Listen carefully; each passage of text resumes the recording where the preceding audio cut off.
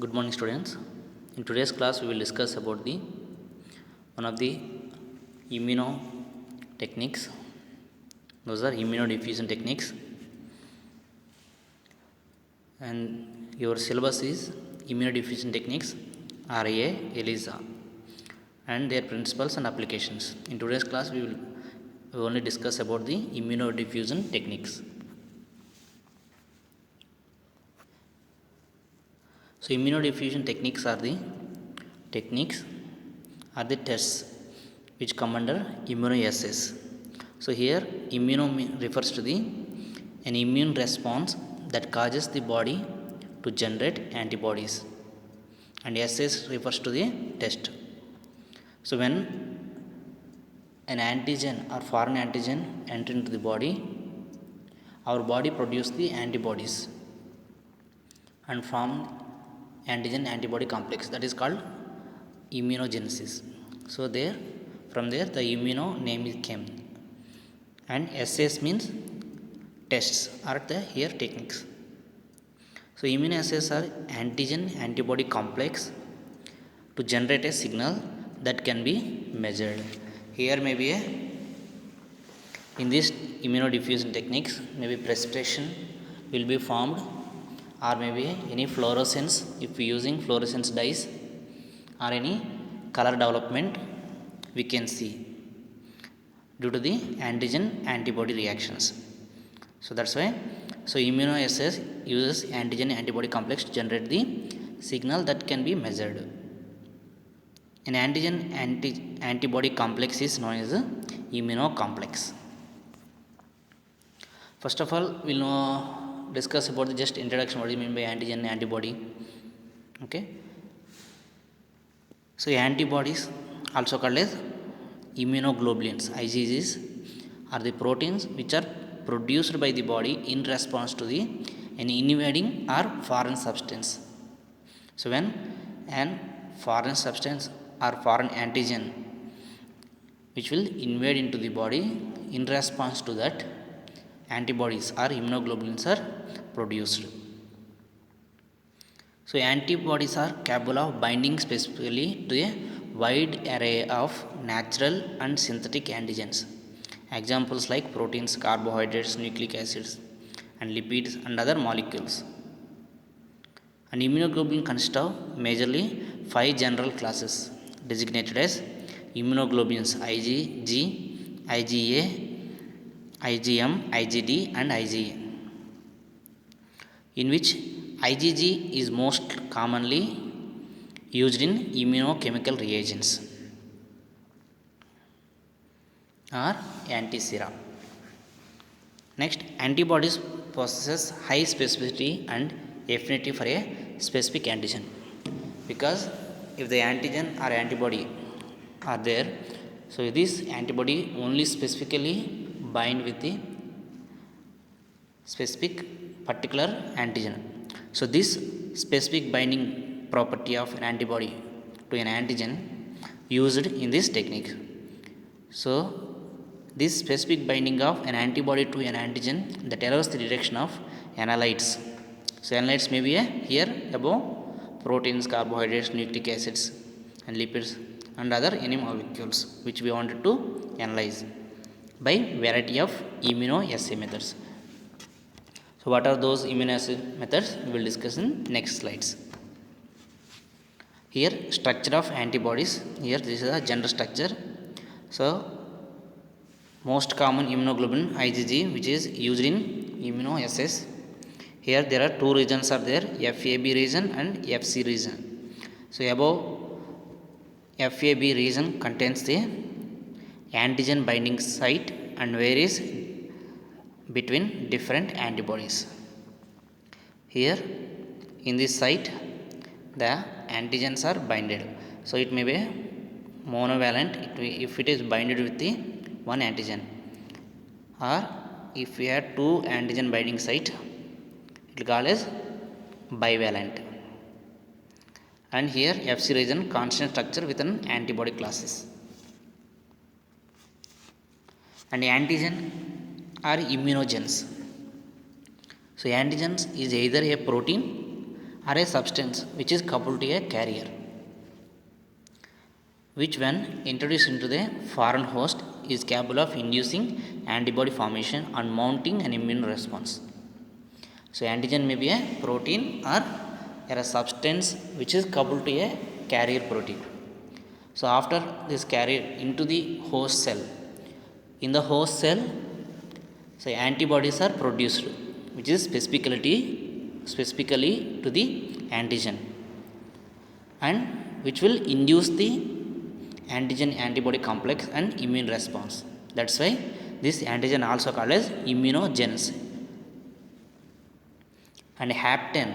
So hapten is a small chemically defined determinant that when conjugated to an immunogenic carrier, which stimulates the synthesis of antibody which is specific for that hapten. It is capable of binding an antibody but cannot by itself stimulate the immune response. So without this carrier protein and all, this hapten cannot generate the immune response. So some immunoassays are test for antigen directly rather than looking for antibodies.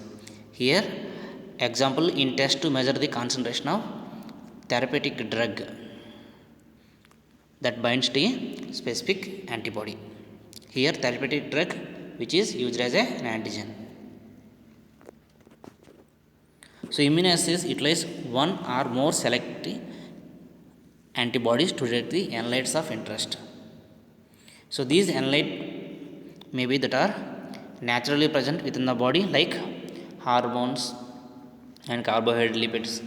Those are, or maybe so those that body produce but not typically present, like cancer antigens. So cancer antigen usually not present in not high concentration. So whenever the cancer mutation are occur, their cell growth will increase and those specific cancer antigens may be increased in the blood. So those level will be detected by this immunoassays. And also those that do not naturally occur in the body, such as drugs of abuse in immunoassays, and the analyte may be either antigen or antibody. So principle of immunoassays, it is the common principle.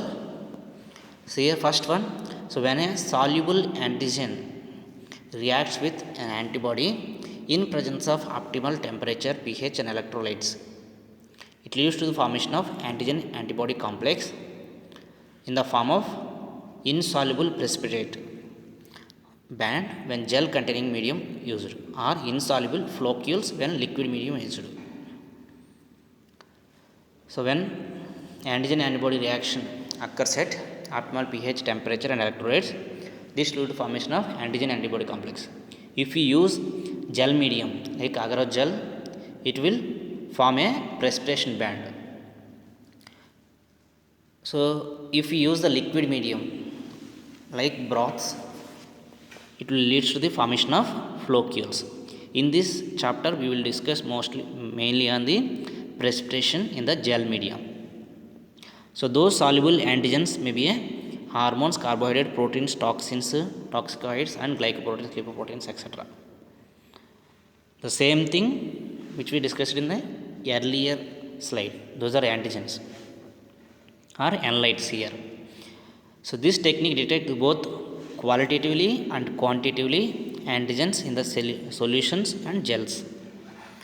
Next, formation of antigen antibody lattice depends on the valency of both antigen and antibody. In this, antibody must be bivalent. In the structure of antibodies, we already discussed the binding site for antibody, which is should be bivalent, and antigen must be a bivalent or polyvalent. So means binding capacity. So at least it should be bind with 2 or more antibodies. Here you can see in the precipitation reactions, there are 3 types of reactions will occur. In first one, so these are the antigens and these are the antibodies. So here antibody concentration is more than the antigen. So here antibodies are excess. So in this, so precipitation will not be occurred. Just antigen antibody reaction is occurred, but precipitation not occurred because of there is no equivalence, optimal concentration not there. So all antigen sites are covered with the antibody and lattice formation is inhibited. So there is no precipitation occurred. So we can't visually detect. Whereas here you can see, so there is equal concentration of antigen and antibodies that leads to formation of lattice. So that is called equivalence zone. So optimal proportion states occur when 2 or 3 antibody molecules present for each antigen molecule, which produce the maximum lattice formation and therefore the maximum precipitation.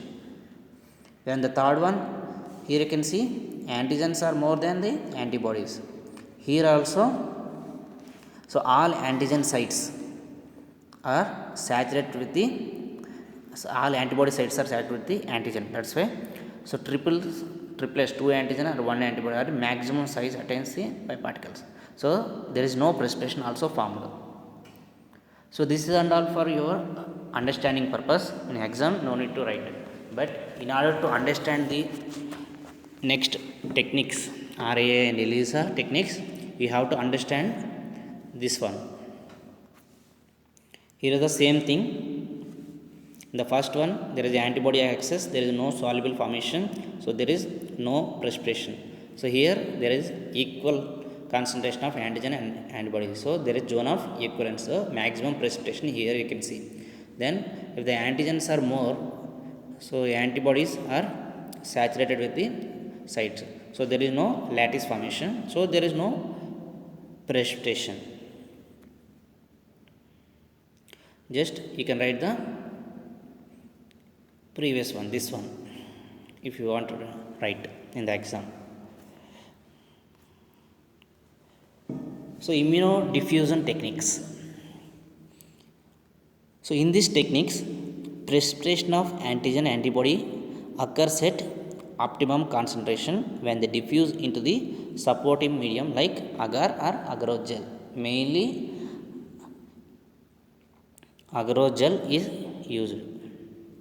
So agar is a high molecular weight complex polysaccharide which is obtained from the seaweed, and agarose is a purified agar used to help stabilize and diffusion process and allows the visualization of precipitation bands.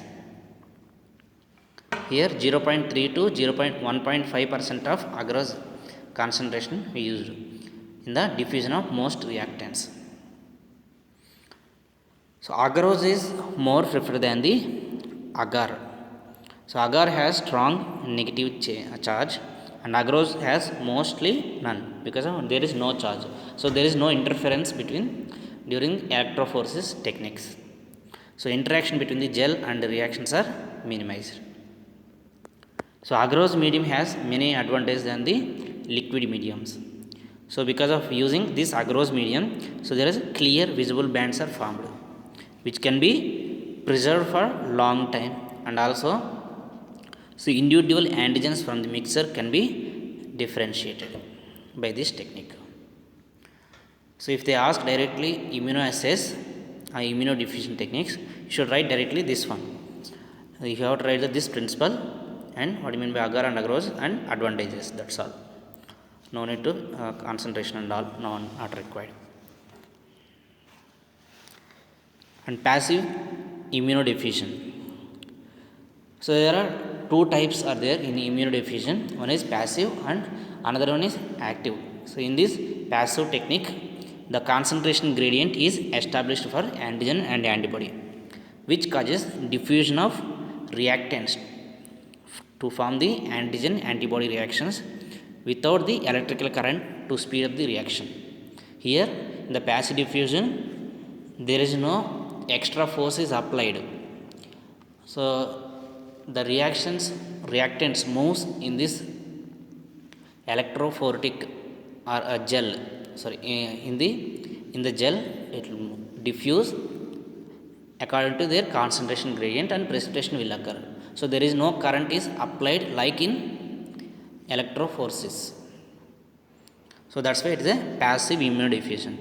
So this passive immunodiffusion rate is depend on the size of particles, temperature, gel viscosity and amount of hydration and interaction between the matrix and reactants.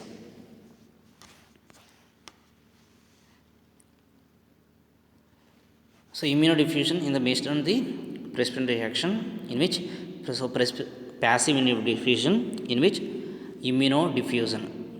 There are two types of passive immunodiffusion here: radial immunodiffusion, which is a single diffusion, and also double immunodiffusion in 2 dimensions, also called as Aucherleny method.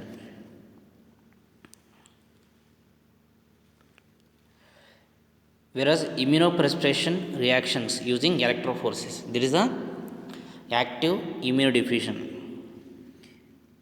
There are mainly 3 types are there here: immunoelectrophoresis, counter immunoelectrophoresis and rocket immunoelectrophoresis, and also immunofixation method also there, and other quantitative techniques maybe ELISA and radioimmunoassay.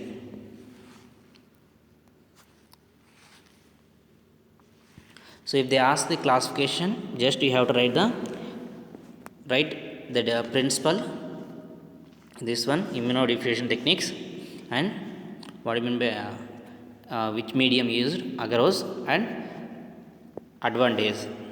Then you have to write the what do you mean by passive diffusion and rates are depend, and here these 2 techniques you have to write.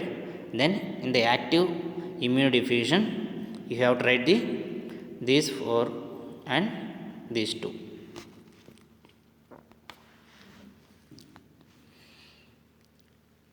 So first one here, the passive immunodiffusion technique. So radial diffusion. So a single diffusion, most commonly used is a single diffusion technique.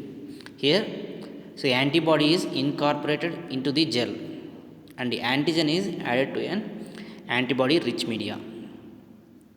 So the two continue to react until the zone of equivalence is reached where precipitation is occurred, and antigen is measured by size of precipitation ring formed when it diffused out in all directions from well to cut into the gel. So the diameter of ring is proportional to the concentration of antigen. Here you can see this is the gel which contains the antibody. So while preparing the gel, agarose gel as a supporting medium, in that time only antibody is introduced or incorporated into the gel. Then after solidification of gel, these antigens which we wanted to detect will be added into the different places, which will first we have to cut the gel, then we will add the antigens. So based on the antigen concentration in the wells, it will react with the antibody which is present in the gel. So when the optimum concentration between antigen and antibody occurred, there is a lattice formation and there is a precipitation ring will occur. So here you can see there is an increased concentration of antigen. So if the more precipitation ring occurred means there is a more antigen concentration. You can write here this one also. So which one is easy to for you, then that one you can write. Here is the same example here. So this is the agar plate which contain the specific antibody. So first there are 4 wells we cutted here. So A, B, C and D, in which so these wells A and D contain the sera which do not contain the specific antigen. So there is no precipitation occurred here. Whereas in the B and C there is specific antigen is present. Whereas so the concentration is different. Here the B contains serum moderate amount of specific antigen, whereas in the C contains serum with high concentration of antigen. So there is a concentration, the precipitation ring is more compared to B. So another technique here, double immunodiffusion in the 2 dimensions, so which is also called as Auchterlonie method. So in this, wells are cut in a layer of agar in the petri dish, whereas both antibody and the antigens are placed opposite to each other in the wells and incubated for 12 to 24 hours. Antibody and antigen is diffused from wells into the gel medium, and precipitation bands formed in the gel where antigen and antibody molecules react optimal proportions. So it allows direct comparison of 2 or more test materials and provides a simple method for determination of whether the antigens in the test specimens are identical or cross-reactive or non-identical. So in this technique, so the gel is not impregnated before with the antibody. So antigen and antibodies are added last after the preparation of gel only. Here you can see, so this is the agarose slide or agarose petri dish which contain agar, where the wells are cutted here. Here there are 2 antigens are used, and here antibody is placed opposite here. So when specific antigens are present, there is a reaction identity will occur. The second reaction of non-identity. So if there are different antigens are used here, this antibody is specific for both, whereas here the the precipitation reactions are not identical. Here you can see there is a partial identity, only one type of antigen, one is identical, which is specific for this antibody.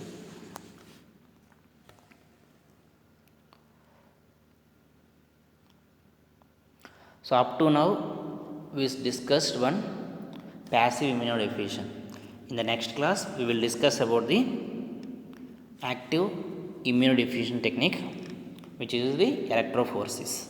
Okay, thank you.